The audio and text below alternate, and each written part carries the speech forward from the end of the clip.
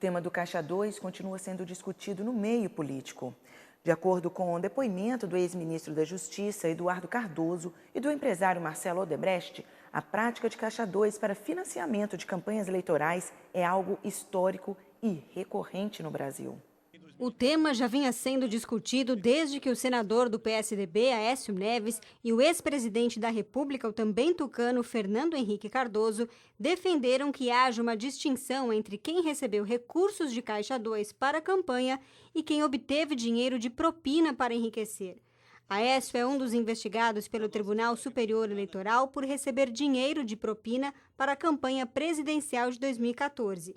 Ação que foi movida por ele mesmo para denunciar supostas práticas ilícitas da chapa Dilma Temer no mesmo período. Na visão de Aécio e FHC, não se pode comparar um indivíduo que tenha recebido dinheiro ilegal para se candidatar a algum cargo com alguém que ficou rico às custas desse mesmo dinheiro ilegal, uma vez que as doações para a campanha não enriquecem diretamente aquele que comete esse tipo de crime. O ministro do Supremo Tribunal Federal e presidente do Tribunal Superior Eleitoral, Gilmar Mendes, afirmou que nem toda doação em Caixa 2 pode configurar corrupção.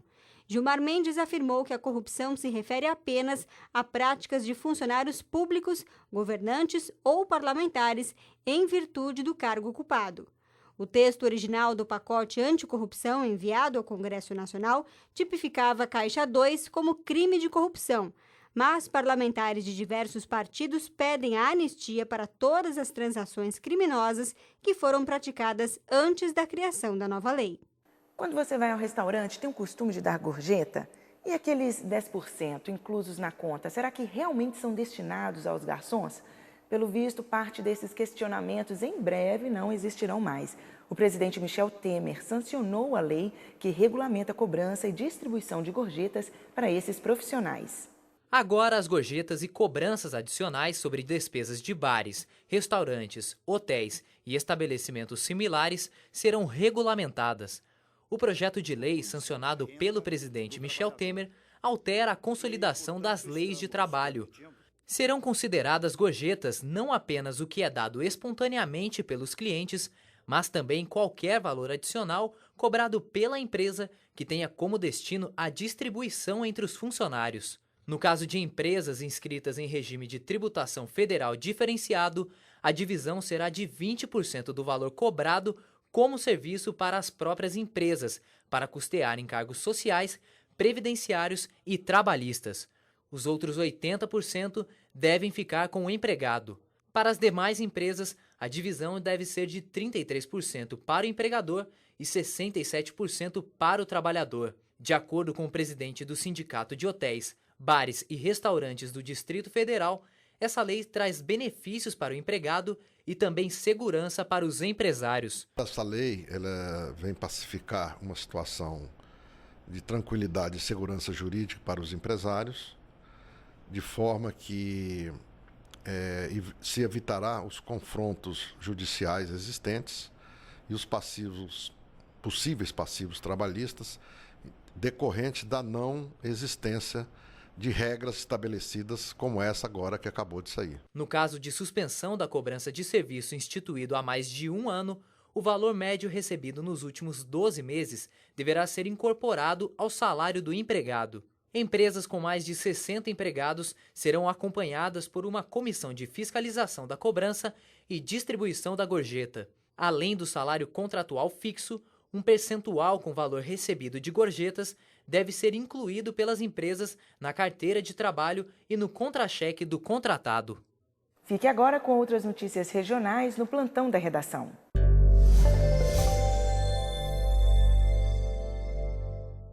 E a chuva deste final de semana voltou a causar estragos em Caraguatatuba.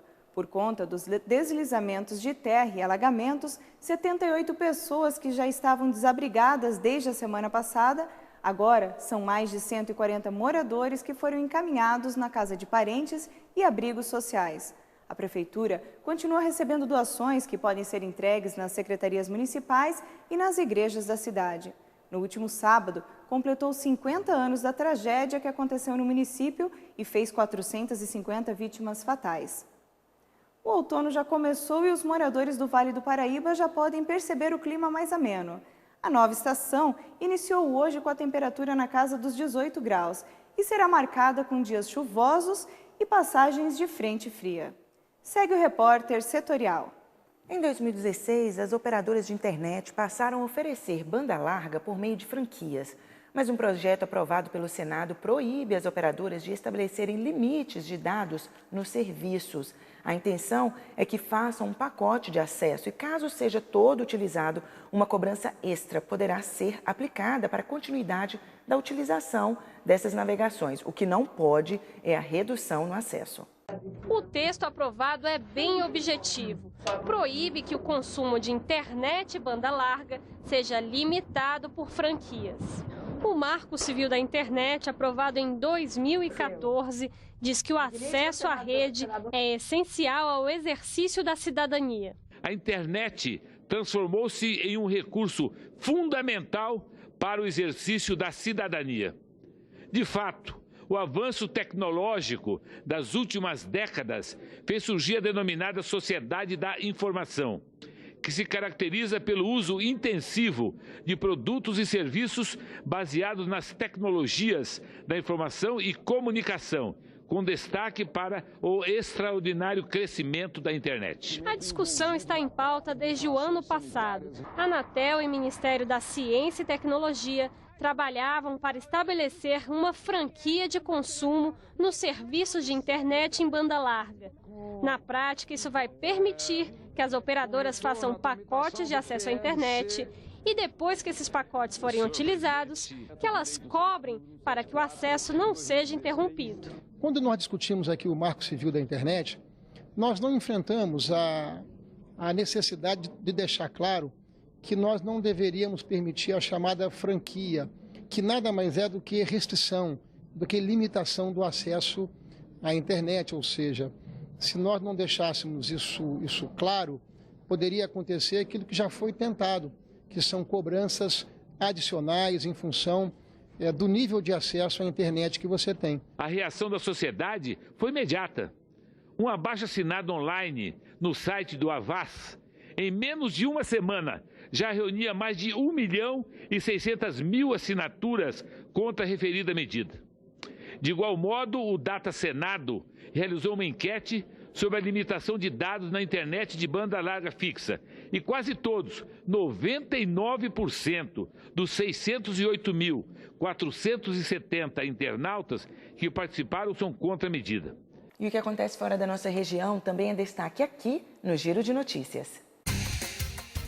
Uma pesquisa da Boa Vista SCPC mostra que a maioria dos consumidores brasileiros acha que a economia está pior agora do que estava no ano passado, cerca de 45%.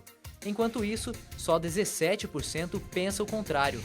Mas quando o assunto é a economia no ano que vem, 8 em cada 10 brasileiros acha que as coisas vão melhorar. A pesquisa também questionou se a renda familiar é suficiente para pagar os gastos fixos no final do mês.